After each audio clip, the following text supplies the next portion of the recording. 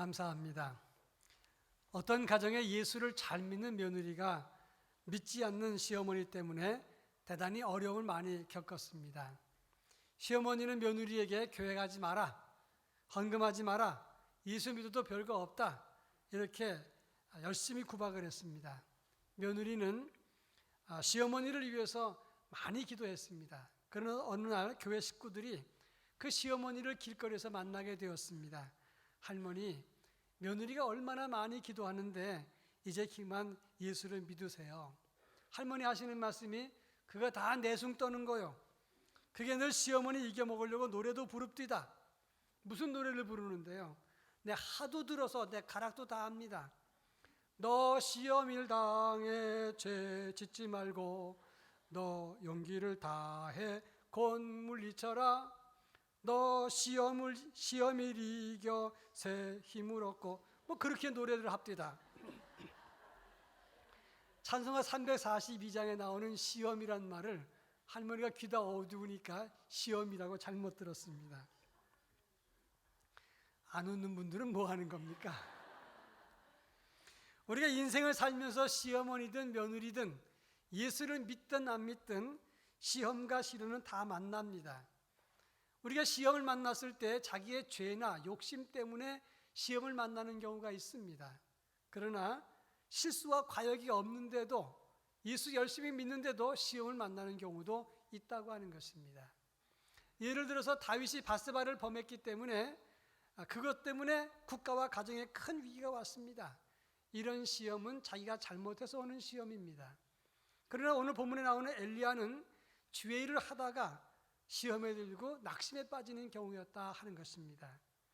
열왕기상 18장에 보면 그는 갈멜산에서 바알과 아세라 선지자들과 대결해서 큰 승리를 했습니다. 눈으로 하나님의 기적을 보고도 머뭇거리는 이스라엘 백성들 때문에 큰 상처가 되었습니다.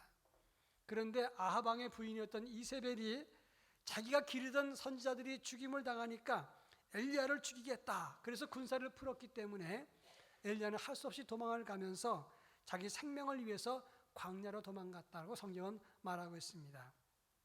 오늘 우리가 살피고자 하는 것은 우리가 하나님의 일을 열심히 하고 헌신하고 충성을 했을 때 그렇게 노력을 많이 했는데 우리가 시험 드는 경우가 있다고 하는 겁니다. 이럴 때는 하나님의 은혜가 어떻게 임하는가? 저는 그동안 여러 주 동안 하나님이 우리에게 베푸시는 은혜에 대한 말씀을 드렸습니다. 오늘은 엘리야에게 임했던 하나님의 은혜의 손길을 살펴보면서 우리가 시험에 들었을 때, 특히 주의 일을 열심히 하면서 믿음 안에서 시험 들었을 때 하나님의 손길은 어떠한가를 함께 살펴보자 하는 것입니다. 제일 먼저 5절 말씀을 다 같이 한번 읽어보겠습니다. 5절, 루뎀나무 아래 누워 자더니 천사가 그를 어루만지며 그에게 이르되 일어나서 먹으라 하는지라. 7절 제가 했습니다. 여호와의 천사가 또다시 와서 어루만지며 이르되 일어나 먹으라.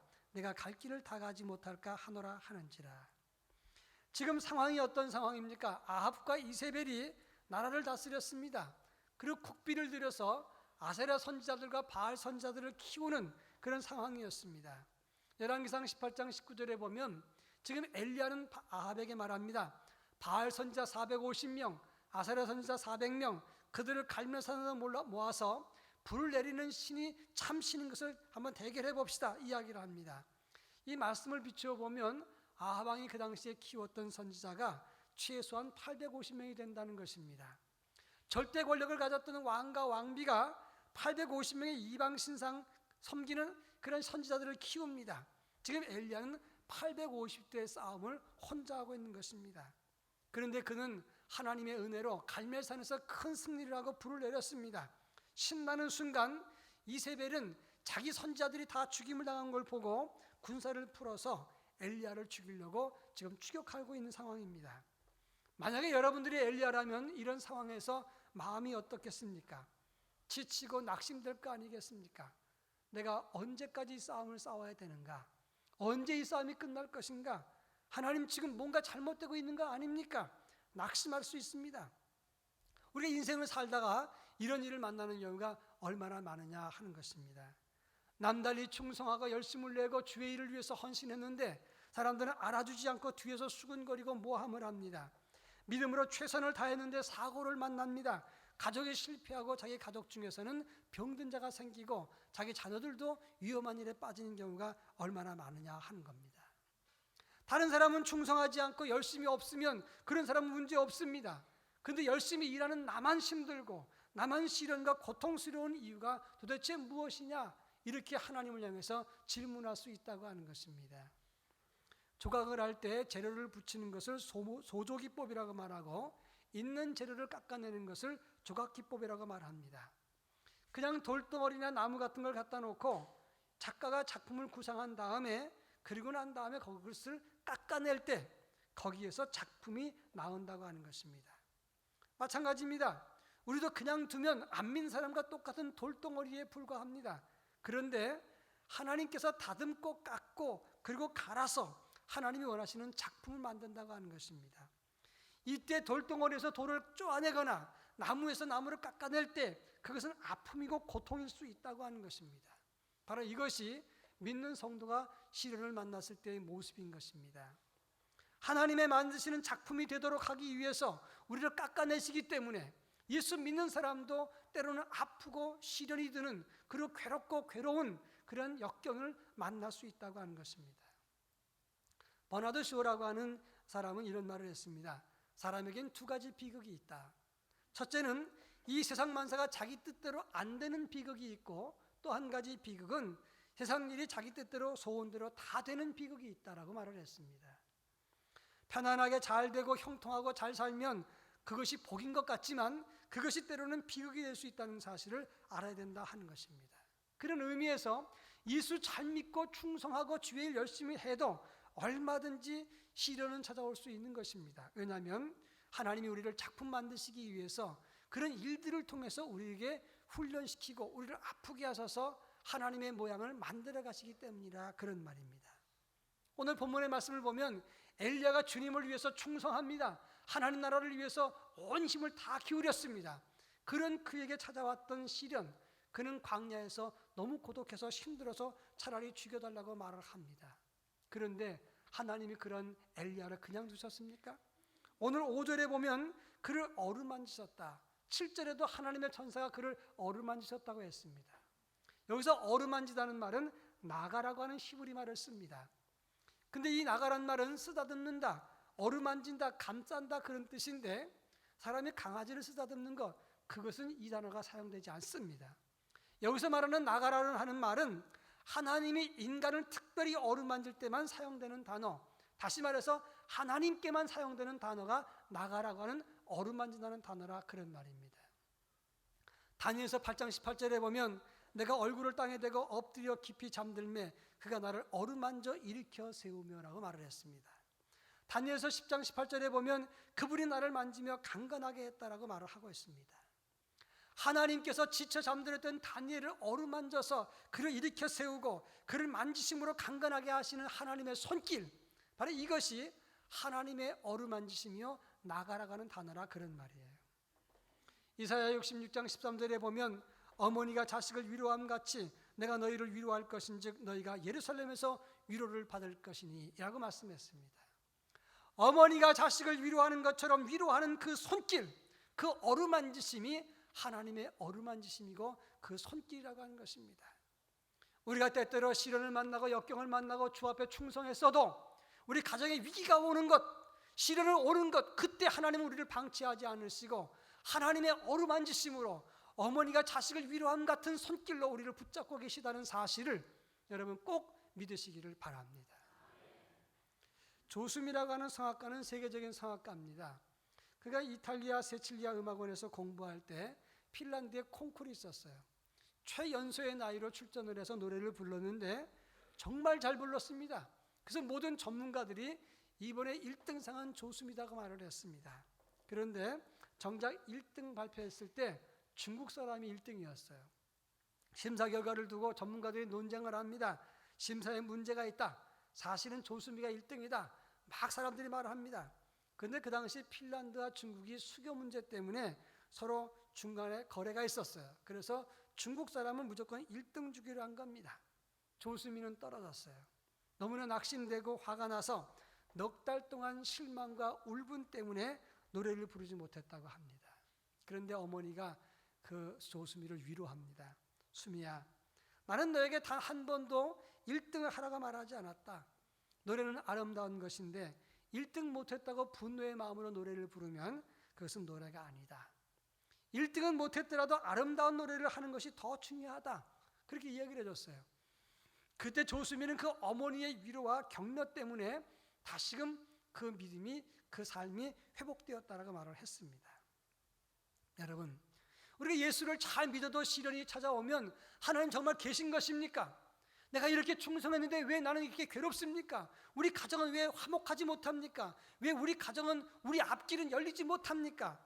이렇게 지치고 힘들 때 더군다나 믿음으로 살려고 애를 쓰는데도 시험이 온다면 하나님은 엄마처럼 함께 아파하고 어루만지시고 도우시는 분이라고 하는 사실을 오늘 성경은 말씀하고 있는 것입니다. 히브리 13장 5절에 보면 내가 너를 결코 버리지 아니하리라, 너희를 떠나지 아니하리라 말씀하고 있습니다. 하나님은 우리를 결코 버리지 않습니다. 우리를 떠나지 않습니다. 우리를 어루만지십니다. 그 손길을 체험하는 하나님의 사람이 될 수 있기를 축원합니다. 오래전에 영국 한 전화국에서 자동 응답기를 개설했는데 주부들에게 굉장한 인기가 있었답니다. 남편이 화를 내고 나가거나 그리고 또 자기 생일을 며칠 동안 잊어버리고 그냥 지나가면 부인들이 화가 납니다. 또 아이들한테 이 부인들이 소리 지르고 나면 스스로 마음이 상합니다. 또 이웃집 여자가 고가의 전자제품을 사고 자랑을 하면 열받습니다. 이럴 때마다 전화하십시오 그런 거예요.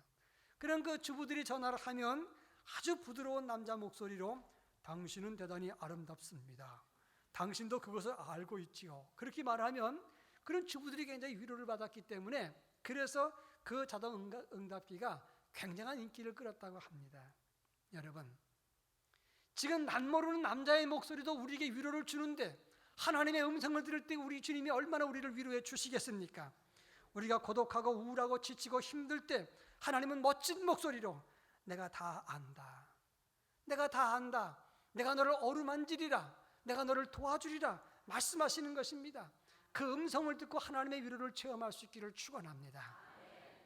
그런가 하면 오늘 본문 6절 말씀을 다 같이 한번 읽어보겠습니다. 6절, 본즉 머리맡에 숯불에 구운 떡과 한 병 물이 있더라. 이에 먹고 마시고 다시 누웠더니. 오늘 6절에 보면 하나님은 엘리야에게 떡과 물을 주었다라고 말씀을 하고 있습니다. 오늘 보면 4절에 보면 엘리야가 이세벨의 눈을 피해서 광야로 들어오면서 그렇게 말합니다. 여호와여, 지금 넉넉하오니 내 생명을 거두어 주옵소서라고 말합니다. 이 말이 무슨 말일까요? 죽여주세요 이런 말이었잖아요. 그러면 당장 죽겠다는 사람이 도시락 챙겨 갖고 와서 죽여달라 그럽니까? 자살하라는 사람이 도시락 가지고 다니면서 자살하겠다는 사람 어디 있습니까? 엘리야는 죽을 마음이기 때문에 먹을 것을 준비 안 했습니다. 그런데 광야로 들어갔다가 해가 지고 시간이 가니까 그는 빈손이에요. 그는 지쳐서 쓰러져 잠을 잘 때 하나님께서 숯불에 구운 떡과 한 병 물을 주었다고 말씀하고 있습니다. 여기에 중요한 것이 숯불에 구운 떡이에요. 히브리 말로 우카드 레차핌이라는 단어를 씁니다. 이 말은 무슨 말이냐면 뜨거운 불에 구웠던 따끈따끈한 맛있는 떡을 말하는 거예요. 유목민들은 돌을 달구어서 떡을 구워서 먹었는데 갓 구워낸 빵 아주 맛있습니다. 저희 집에서 음식 맛을 가장 잘하는 아이가 둘째 아이예요. 이 아이는 미식가인데 초등학교 다닐 때 음식을 맛있게 먹더니 저한테 그런 말 하는 게, 아빠, 역시 음식은 따뜻할 때 먹어야 맛있어요. 아빠도 따뜻할 때 음식을 드세요. 저는 그때까지 따뜻할 때 맛있다는 생각을 못 해봤거든요. 그런데 그 아이가 그 말할 때 그렇구나 생각을 했어요. 여러분, 하나님이 엘리야에게 주었던 떡은 그냥 떡이 아닙니다. 냉장고에서 끓였던 그런 떡이 아니었어요. 그냥 떡이 아니라 돌에 구웠던 따뜻한 따끈따끈한 맛있는 떡을 주었단 말입니다. 그리고 또 한 병 물을 줬어요. 그런데 왜 한 병 물을 주었을까? 이 물은 신선한 물을 주었다 그런 뜻이에요. 여러분, 페트병 1ml당 세균이 100마리 이상 되면 허가가 안 납니다. 근데 그 페트병의 물, 그것을 뚜껑을 딴 다음에 한 모금만 마시면 바로 즉시 900마리로 증식된다는 거예요. 그리고 난 다음에 기온이 높으면 4-5시간 만에 100만 마리로 늘어나요, 세균이. 근데 만약에 그것을 입대지 않고 따라 먹고 그냥 하루 동안 돋우면 4만 마리 정도가 돼서 기준치의 400배가 된다는 말입니다. 광야는 뜨거운 곳입니다. 묵은 물을 주면 배탈 납니다. 그 물은 위험한 물입니다. 하나님은 하룻밤 만에 하룻병씩 물을 주면서 신선한 물을 주기 위해서 한 병 물을 주셨다, 그런 말이에요. 바로 이것이 하나님의 은혜라 이 말입니다. 이스라엘 백성들이 광야 생활할 때 매일매일 한 오멜씩 만나를 거두게 하신 이유가 무엇입니까? 하나님은 매일매일 순간순간 깨끗하고 신선한 음식을 주시기 위해서 매일매일 만나를 거두라, 그런 말씀을 하신 거예요. 오늘 엘리야에게 제공했던 떡과 물은 단순한 물이 아닙니다. 날마다 신선한 하나님의 은혜요, 하나님의 손길이요, 하나님이 주시는 신령한 음식이었던 것입니다. 유진 피터슨이라고 하는 분이 아침마다 새로운이라고 하는 묵상집을 냈습니다. 그는 하나님께서 엘리야에게 제공했던 떡과 물, 그리고 예레미야서 애가 3장 22절에 나오는 여호와의 인자와 긍휼이 무궁하심으로 우리가 진멸되지 아니함이니라, 이것들이 아침마다 새로우니 주의 성실하심이 크도소이다, 이렇게 말씀을 묵상하면서 하나님은 우리들에게 아침마다 신령한 떡과 생기를 주신다, 생수를 주신다. 어제 받은 은혜가 아니라, 묵은 은혜가 아니라 날마다 새로운 은혜를 주신다. 날마다 새로운 은혜를 주시니 아침마다 새롭게 주시는 그 은혜를 바라보고 신뢰하라, 이렇게 말씀을 했습니다. 우리 모두가 날마다 새롭게 주시는 하나님의 은혜를 체험할 수 있기를 축원합니다. 그러면 그 음식을 먹었던 엘리야가 어떻게 되었는가? 8절 말씀을 다 같이 한번 읽어보겠습니다. 8절, 이에 일어나 먹고 마시고 그 음식물의 힘을 의지하여 40주 40날을 가서 하나님의 산 호렙에 이르니라. 하나님이 허락하신 그 숯불에 구운 떡과 물을 먹고 지금 엘리야는 40주야를 걸어서 하나님의 산 호렙에 이르렀다, 성경은 말합니다. 근데 여기에 중요하고 재미있는 그 단서가 있어요. 제가 조사를 해보니까 지금 엘리야가 브엘세바 광야에 있습니다. 그 광야에서 호렙산까지 거리가 얼마나 될까요? 그 길이를 재봤더니 350km예요. 그럼 350km가 개념이 안 생기니까 서울에서 어디까지가 350km일까? 다 지도를 재봤더니 여수까지예요. 그러면 서울에서 여수까지 걸어서 얼마면 갑니까? 아무리 광야라도 10여 일이면 갈 수 있다는 거예요. 그런데 왜 40주야를 걸어가게 했을까? 여기에 중요한 질문이 생기는 거예요. 생전 그런 질문 안 해봤죠? 저 같은 사람은 쓸데없이 그런 연구를 해봅니다. 여기서 40주야라고 하는 것은 브엘세바에서부터 호렙산까지 가는 그런 직선거리에 걷는 거리를 말하는 게 아닙니다. 여기서 40이라고 하는 숫자는 고난의 숫자과 동시에 하나님의 종들이 자기 백성을 위한 기도의 시간, 그 시간을 말한다. 주성학자들이 그렇게 말하는 거예요. 신명기 9장 9절에 보면 모세가 하나님의 산 시내산에서 두 언약의 돌비를 받기 위해서 며칠 동안 금식하면서 기도합니까? 40주야를 기도했어요. 그 돌비를 가져갖고 왔다가 이스라엘 백성들이 죄를 지었을 때 던져서 깨뜨렸습니다. 그리고 다시 하나님의 산에 들어가서 주야로 며칠간 40일간 또 금식하면서 기도했어요. 그게 신명기 9장 18절입니다. 그런 의미에서 이 40일이라고 하는 것은 망할 이스라엘 백성들을 살리기 위한 기도 시간, 그 시간이 40주야라, 그런 말이에요. 그는 걸으면서 기도했을 것이고, 그리고 40일 동안 주야로 다니면서 하나님 백성을 위해서 기도를 회복했습니다. 그동안 자기 서름에 갇혀서 자기 아픔 때문에 자기 감정의 홍수에 빠져서 그는 다른 사람을 위해서 기도할 시간은 없었어요. 하나님, 나를 죽여주십시오. 내게 왜 이렇게 힘들게 하십니까? 언제 이 싸움이 끝납니까? 여기에 묶여서 다른 사람을 위해서 기도 시간 다 놓쳐버렸습니다. 그런데 그것을 회복시키시고 감당하도록 떡과 물을 주셨다, 그런 말씀입니다. 여러분, 우리가 예수를 잘 믿으면서도 인생 살아가면서 시련과 억울함과 문제가 풀리지 않는 경우가 얼마나 많습니까? 그렇게 해서 자기 서름 때문에, 자기 가족 문제 때문에, 내 문제 때문에 다른 사람을 위해서 기도하는 시간을 잃어버린 적이 얼마나 많습니까? 하나님은 우리에게 말씀하십니다. 이제 생명의 떡과 물을 먹고 다른 사람을 위해서 기도하는 기도의 사명을 감당하라, 이렇게 말씀하시는 것입니다. 아침마다 새롭게 주시는 하나님 말씀을 통해서, 생명의 떡을 통해서, 생수를 통해서 이제는 나 자신을 위해서 기도할 뿐만 아니라 하나님의 교회와 다른 사람을 위한 기도의 중보의 기도를 회복하는 하나님의 거룩한 백성이 되기를 축원합니다. 그런가 하면 하나님은 엘리야에게 뭐라고 말씀하셨습니까? 9절 말씀을 다 같이 한번 읽어보겠습니다. 9절. 엘리야가 그곳 굴에 들어가 거기서 머물더니 여호와의 말씀이 그에게 임하여 이르시되 엘리야야 내가 어찌하여 여기 있느냐? 하나님이 물으십니다. 어찌해서 여기 있느냐? 마레카포, 이게 히브리 말이에요. 무엇이 너를 여기 있게 했느냐? 그런 말입니다. 그런데 엘리야가 뭐라고 대답을 합니까? 10절 다 같이 읽습니다. 그가 대답하되 내가 만군의 여호와께 열심히 유별하오니 이는 이스라엘 자손이 주의 언약을 버리고 주의 제단을 헐며 칼로 주의 선지자들을 죽였음이오며 오직 나만 남았거늘 그들이 내 생명을 찾아 빼앗으려 하나이다. 그런 말합니다. 나는 열심히 유별하오니, 유별하다는 말은 칸트키느티라고 하는 말을 씁니다. 이 질투라고 하는 단어가 카나란 말인데 칸트키느티란 말은 질투하다는 말을 두 번 반복한 겁니다.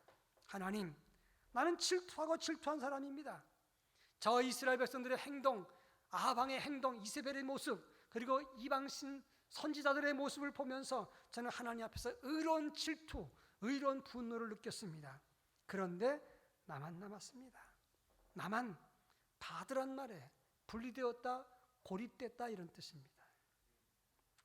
지금 엘리야는 열심히 주의 일을 했는데 나만 열심을 했는데 지금 혼자 고립됐고 나만 지금 이 모양 됐다 이 말이에요. 오늘 우리들도 그런 때가 많지 않습니까?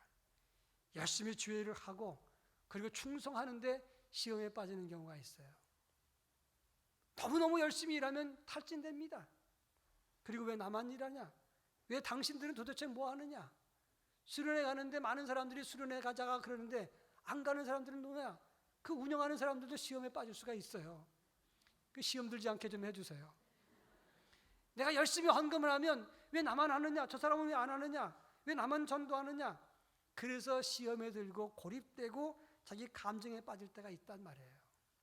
그런데 여러분, 지금 엘리야가 자기 감정의 홍수에 빠졌습니다. 못 본 게 있어요. 뭡니까? 아방의 신하였던 오바다가 숨겨둔 몇 명이 있어요? 100명의 사람이 있었어요.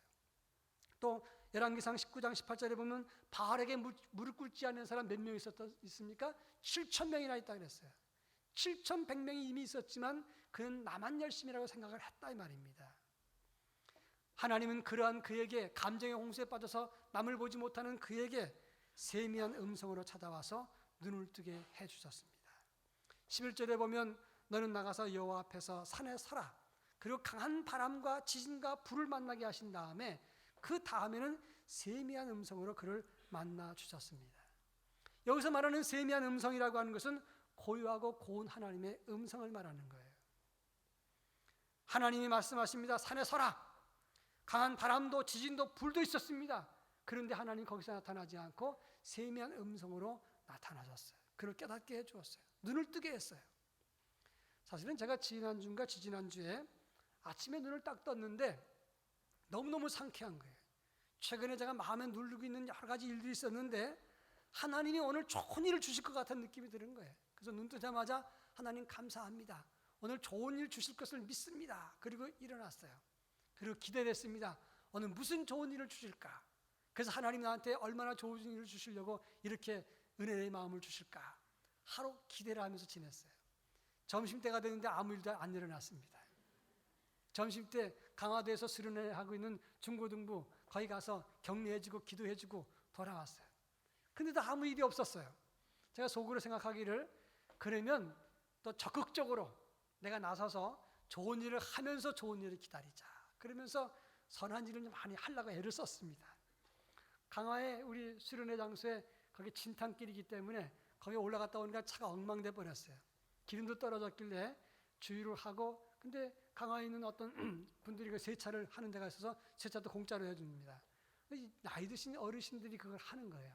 제가 강화도 시장에 가서 산 떡을 한 팩을 주면서 더운데 고생 많습니다. 힘을 내십시오.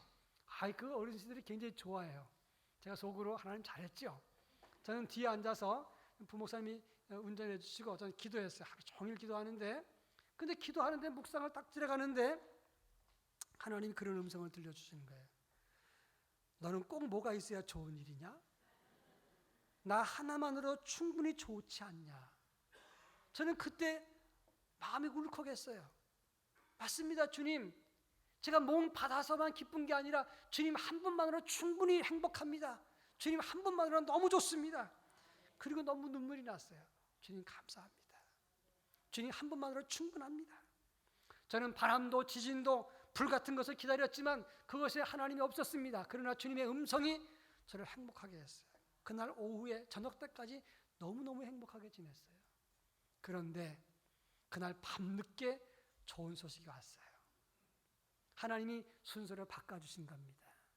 나 하나만으로 충분히 좋은 사람들에게 더 좋은 것을 주겠다가 말씀하시는 겁니다. 바람과 불과 지진을 구하는 사람에겐 천천히 올 수도 있어요. 엘리야는 하나님의 세미한 음성을 듣고 눈을 떴습니다. 하나님이 그에게 주신 사명이 무엇입니까? 15절부터 18절입니다.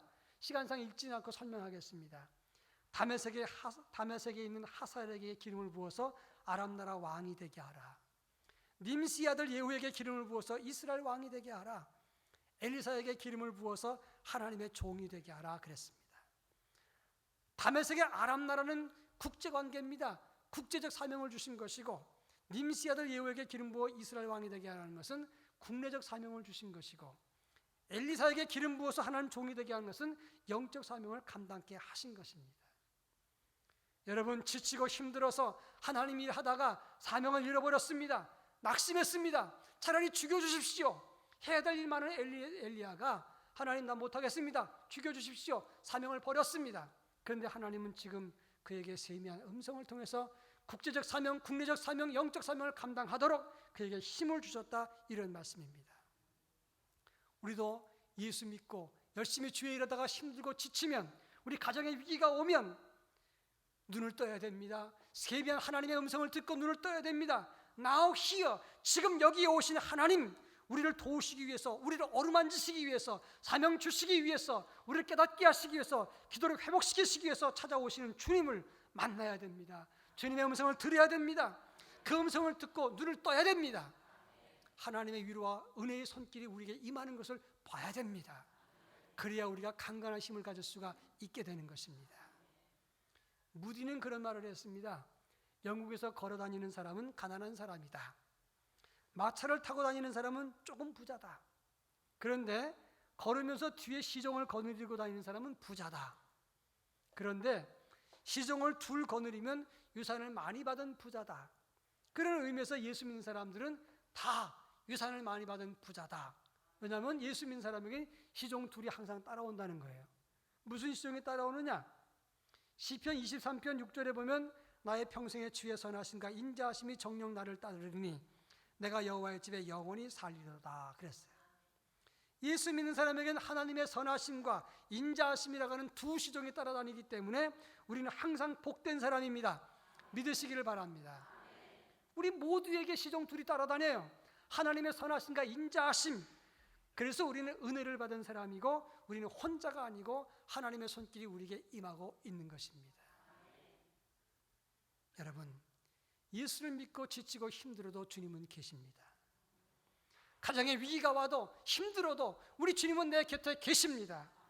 이것을 믿고 당당하고 담대한 믿음 생활할 수 있기를 바랍니다. 하나님의 어루만지심, 기도를 회복시키심, 영적 사명을 회복시키시는 하나님의 능력과 은혜를 우리 모두가 체험하고 일어서서 하나님의 의로운 도구가 될 수 있기를 축원합니다. 기도하겠습니다.